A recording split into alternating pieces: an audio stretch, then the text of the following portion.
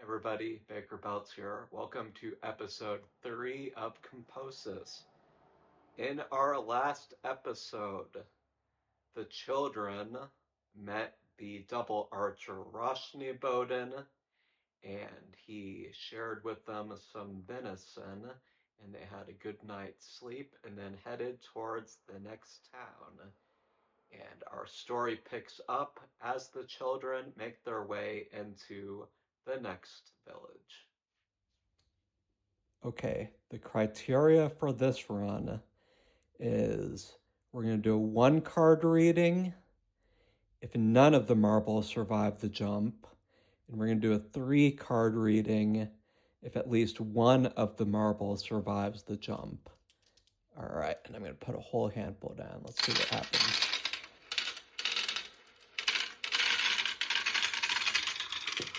Oh, yeah, we got one survivor. So I'm going to do a 3-card reading to see what happens to the children after they arrive at the next village. Geo was quite clearly impressed by Roshni Bowden's strength and prowess, and after eating the venison, his passions were inflamed.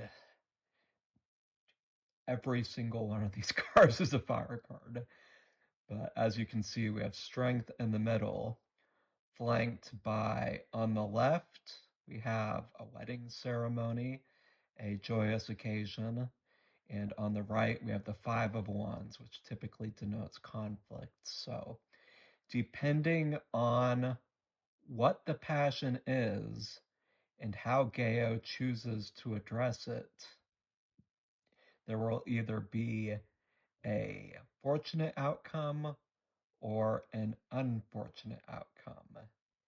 And to decide what happens, we're going to roll some of the Genesys dice. Alrighty. Ooh, roll that again. Alright, what do we have here? 1 success and 2 failures. Alright, Geo clearly did not overcome his passion. So there's going to be some sort of conflict in the next town. I'm going to meditate on what that nature of that conflict is, and then we'll tell the story of what happened. The children get into the town at midday and make their way to the inn. But when they reach the inn, they look up and they see a sign, and emblazoned in gilded letters is a plaque that says, "No freeloaders tolerated." The children go in and they meet the innkeeper, and he's a mean man. A man who is a miser, counting every penny from every one of his guests. And the children offer to play instruments to earn their room and keep. But the innkeeper says, "No, no, we only accept coins as payment for our lodgings." So Lain opens up her guitar case and finds the several coins that the people at the last village threw into her bag for the good entertainment she gave the night before. And she counts them out and puts them on the counter and says, will this be enough for lodging for the 3 of us for the night?" And the innkeeper picks up a coin and says, "Nope, I see a smudge here. This coin is only worth half of what you think it's worth." This is a wooden token. We don't accept those. Wood has no value in this town. This is acceptable. "I will give you food for the 3 of you for the night, but I can only lodge 2 of you. I'm sorry." So the children, disappointed, have to decide who is going to sleep in a nice bed and who's going to have to make camp just outside the village. And as we've already seen from the Genesys dice, Geo, very passionate, lost the bet. And so the two girls get to spend the night in the very nice inn for, even though the innkeeper was a miser, he used all the money he got to keep the inn in very good uptake. But Geo wanders outside the village, and he begins to play his flute in a lament over his misfortune for having to spend the night in the wild instead of in a comfy bed. So he takes out his flute and begins to play a song.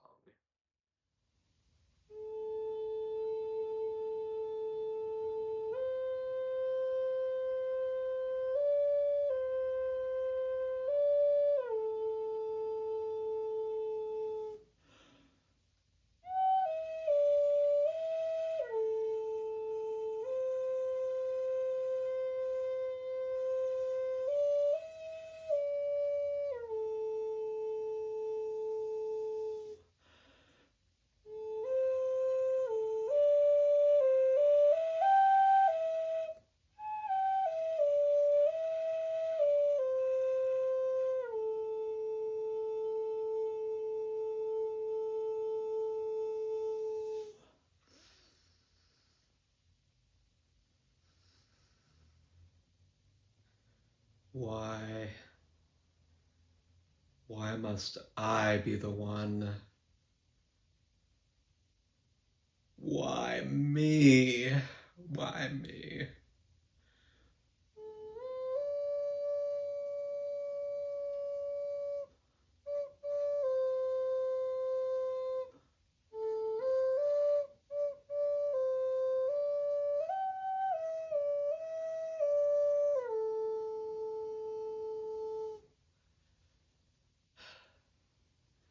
But at least I have my flute to keep me company. Maybe I can remember the happier days.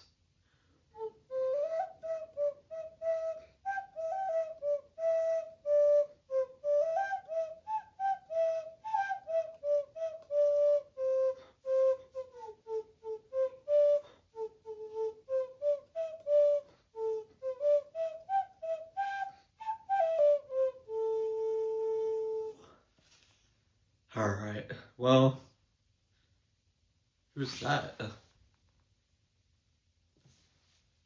A wind player, too? Sir, what type of instrument do you play? I play the recorder. It makes awful squeaky noises. Not quite as calming as your flute. But let me play you a tune. You reminded me of an old Irish jig I used to play.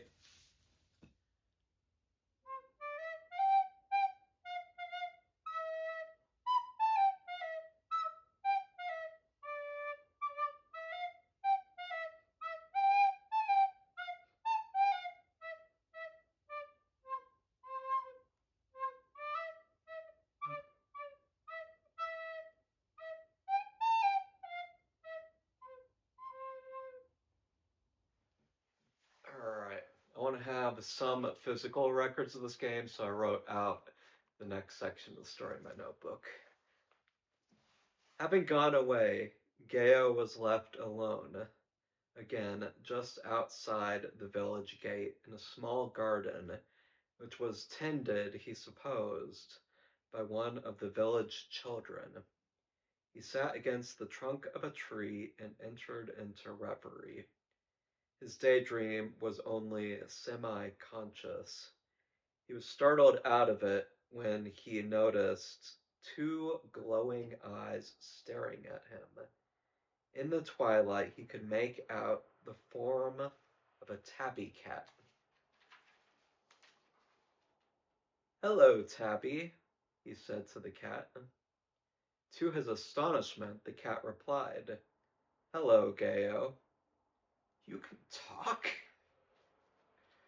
It's a little difficult in this form, the cat replied. There was a wisp of smoke and light, and a humanoid creature emerged.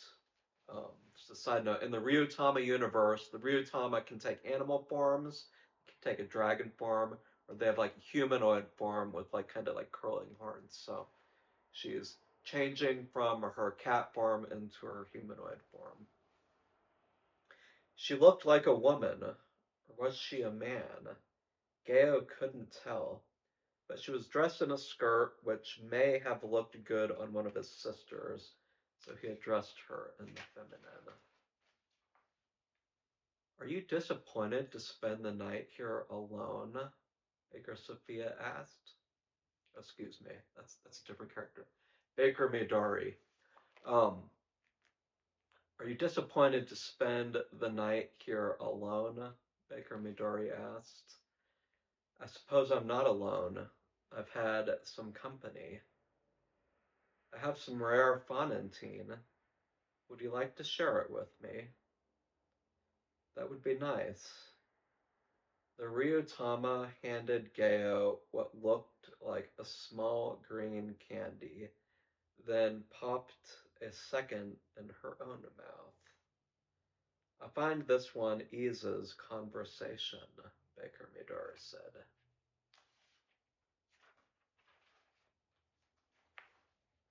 It tastes good, Geo said. Kinda like key lime pie. I've been following you since you set out. What do you hope to gain from this journey? Geo took a moment to think. I haven't thought about it much. Maybe to meet some fellow musicians on the road, or maybe to find some novelties in foreign gift shops. Those are quite shallow goals. That's just what you hope to attain on the surface. But what is the real desire of your heart? I don't know. It's just I have this restlessness. It's hard to describe. What about you? Why have my siblings and I attracted your attention? I'm a collector of tales. I've followed many young Melus during their first sojourn into the unknown. So you're spying on us? I wouldn't phrase it quite that way. Think of me as a chaperone. I have many wonderful powers. I can intervene if you have any emergencies beyond your ability to handle. Geo considered for a moment. Well, thank you, he said. I didn't even notice you until now. Should I tell my sisters about you? Not yet. I have in mind proper introductions for them both. Very well, Geo said. At this, a slight grin formed on BakerMidori's face. That inn boy gave your sister a quite powerful token. She may find it difficult ridding herself of it. I expect the drama to be quite amusing. It's just a garnet, Geo said. I must have 100 such stones in my collection back home. At least 3 or 4 of my Composis sets have stones like that. Oh, really? Is it now? I guess we shall see. Alright. So, that concludes Geo's night outside. Very shortly afterwards, the Ryuu-tama turns back into a cat and disappears into the woods. And the fonantine takes hold, and Geo becomes very sleepy and falls asleep. Meanwhile, back at the inn, I'm gonna have to think about it. That'll be the next section of the story. Okay, back at the end. This is a Composis board. I have a few of these in real life that I've made. I designed this like flower of life pattern in some vector software on my computer and then printed it up and then just like glued it to a chopping board that I got at a hobby store. So,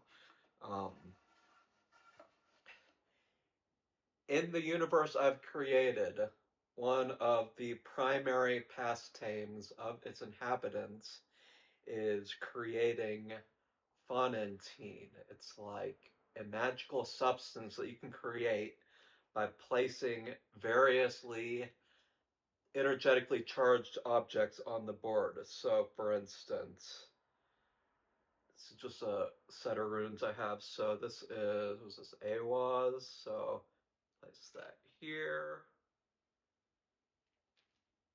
We have here Baracana. Place that here. And we have here Wonjo. Wow, that's a powerful one. Maybe place it in the center. So I hope this shows up without these sliding up. So based on where these are placed, or you can also place like semi-polished stones. If you're clairvoyant, it creates kind of like a swirling energy pattern. Then you can take that swirling energy pattern. Again, this is all in the imagination. In real life, it doesn't work quite the same way. This is just a vial of water, but like in the imaginary world, they would take the swirling energy and infuse the water with it. And now this is a fonantine. So, back at the inn,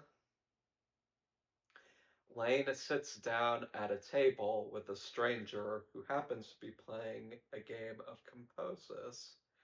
So that's where the story picks up.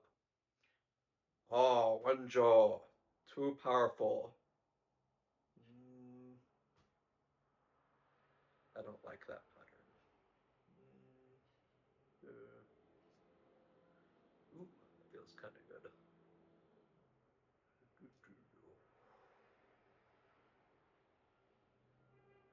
Little girl, would you like to try this fonantine? I don't know, it looks a little unstable. Can I try placing a stone? Very well. What do we have here? Algiz. Let's see, is this Algiz? Yeah, sorry. Yeah, it'd be good right there. Yeah, that's fine. Sorry, there's like beeping sounds in the background. They're doing construction in my neighborhood. Yeah, actually feels kind of good. All right, so this is one of the primary pastimes in the wood. Like as people play Composis, it's like a game with multiple players. People take turns placing stones or runes or variously magically charged objects to create a fonantine, and they put it into condenser fluid, which is literally just distilled water. This isn't distilled water, it's tap water, but for the sake of the story, let's see if this fontantine's any good. Uh, uh,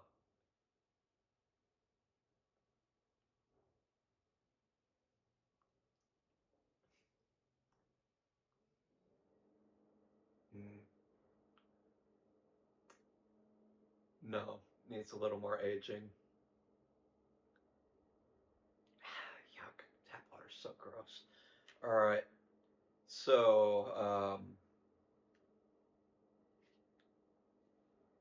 sir, I perceive you're not very good at Composis. That was one of the worst fonantines I've ever had. Oh, I'm no beginner. I just am a little distracted tonight. You see, my daughter is very upset. Random cats keep showing up in her garden and stealing her um, bell peppers. Why would cats steal the bell peppers? Oh, my daughter makes very good bell peppers in her garden.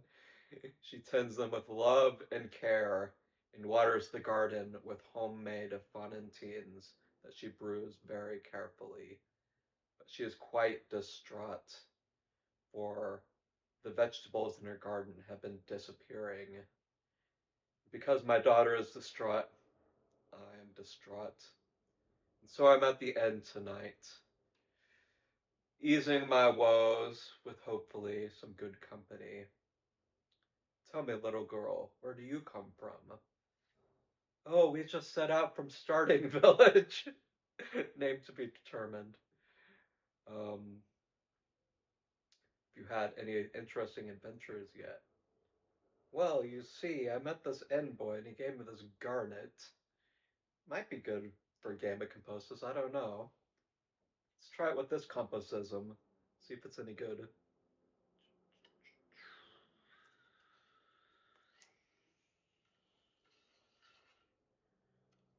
Yes, it did give it a slightly redder hue.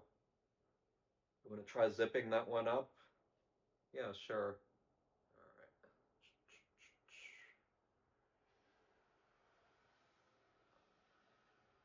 Alright. Oh no, it broke the cork.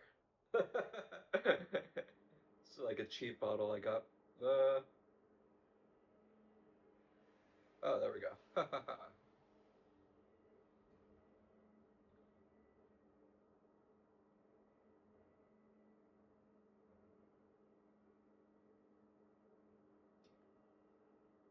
No. In the story, it makes a really good fontaine. In real life, I don't know why this water tastes so stale. Maybe because it's been sitting for a while. Yeah. So in the story, they're pleased with the fontaine. And Lain tries to sell the garnet to the man. She explains how her brother is sitting outside and can't afford to pay for the night. And the man says, "Oh no, such a treasure I could never take from you. But I hear there's a man high in the hills beyond this village. He lives as a hermit and herds goats. And he has one prized goat who happens to eat raw garnet as part of his diet." Why would a goat eat garnet? I don't know. But in Stardew Valley, there are apparently characters who eat garnet also. What's Stardew Valley? Oh, you have never heard of it. It is something on far on the Western Sea. Ask your father about it. I hear he is a vast traveler upon the Western Sea. Oh yes, actually, my dad goes on the Western Sea almost every day. Yes, little girl, your family's reputation precedes you. I know exactly who you are. That kind of frightens me. You're not frightened. News of your journey has spread for a 10-mile radius from here. You will likely receive a better welcome in the next village. Oh, good. That's good to know because I'm worried about Gaio. He's sleeping out in the cold tonight. I wouldn't worry about him. He'll be fine. Meanwhile, Zoe discovers that there is a old upright piano in the parlor, and she begins to play a song. And the song sounds something like this.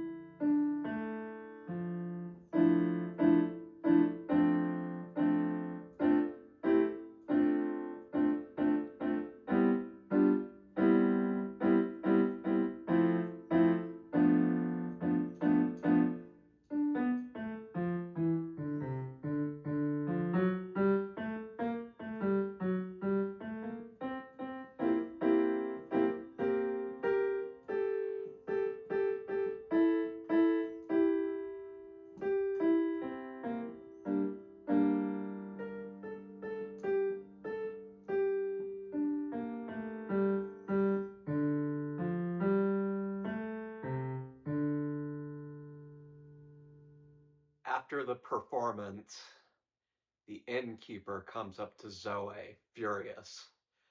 Little girl, you played a couple sour notes in that performance and scared away one of my customers. I'm afraid I'm going to have to downgrade your accommodations for the night. You get to sleep in the cellar. Zoe is distraught. But when she gets to the cellar, it's actually really, really, really nicely furnished. So she's happy. The night ends, and Zoe and Lain take their cots in the cellar and sleep through the night. When they wake up the next morning, they go out the village gate and find Geo, who is still asleep. And they kind of shake him awake. And they're like, Geo, how did you sleep through the whole night? Like, it's just sleeping on the ground. And he's like, oh, well, it's actually quite comfy. I don't know, I have like vague memories of like key lime pie or something. But yeah, good dreams. Good dreams. What should we do next? And Lain tells the siblings about her game of Composis the night before, and how there is a hermit goat herd who lives just up the hill, just a few hours' journey away. So they decide to head in that direction. And as they are on the mountain path, they have a random encounter, which will be the topic of the next episode. Thanks for watching episode 3. Hope you're enjoying the story. And in the next episode, we will build another marble run to decide the nature of the random encounter that takes place before the children meet the mysterious hermit goat herd whose goat mysteriously eats garnet stones, just like one particular character in Stardew Valley. That's all for now. Thanks for watching. Baker Belts logging out. Peace.